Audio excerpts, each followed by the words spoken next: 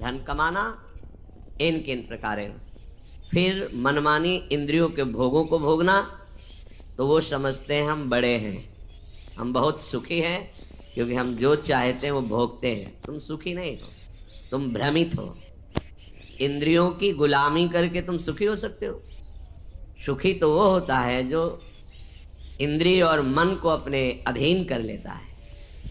इस संसार में कौन सुखी है? खूब धन कमा लिया, खूब आपके पास जन समुदाय है, आप जो चाहते हैं वो भोगते हैं, ये सुख नहीं है, ये भ्रम है। तुम्हारे समय को माया भ्रम में फंसाकर नष्ट कर रही है। अभी समझ में नहीं आ रहा, समझ जाओगे, समझ जाओगे, जब इनका फल आएगा तब समझ जाओगे। श्रीपाद कह रहे हैं अभी समझ जाओ, तो आगे जो विपत्ति आने वाली है, दुख आने वाला है, वो आपको नहीं मिलेगा। अलमलमति घोरानर्थ कारिंद्रियाणाम अतिशय परितोषैर दुष्करैर दुस्तरैश्च।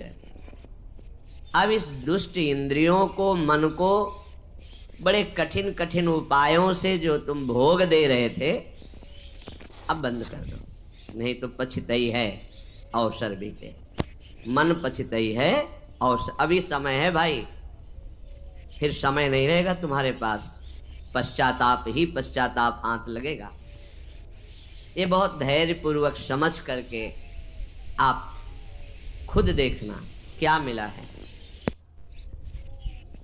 जब किसी पर तुम आसक्त होते हैं तो माया की चाल होती है।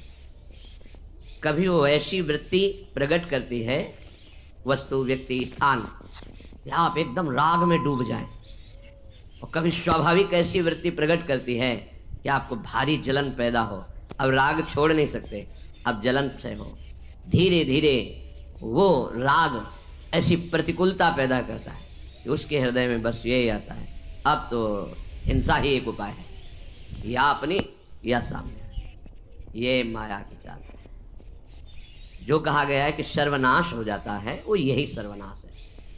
कामा संजायते क्रोधा, क्रोधा स्मृति विभ्रमः, स्मृति भ्रंशात् बुद्धिनाशो, तो बुद्धिनाशात् प्रणश्यति। बुद्धिनाश को ही सर्वनाश कहा गया है। बुद्धि नष्ट हो गई मतलब सब कुछ नष्ट हो गया। बुद्धि में प्रकाश हो रहा है मतलब सब कुछ प्राप्त हो रहा है। ये बहुत घोर अनर्थकारी इंद्रियां हैं, श्रीपाद कह रहे हैं। सच्ची,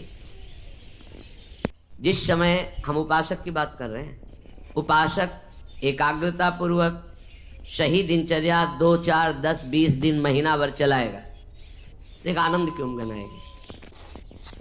आनंद की उमगन में वो थोड़ा बेपरवाह होने लगता है।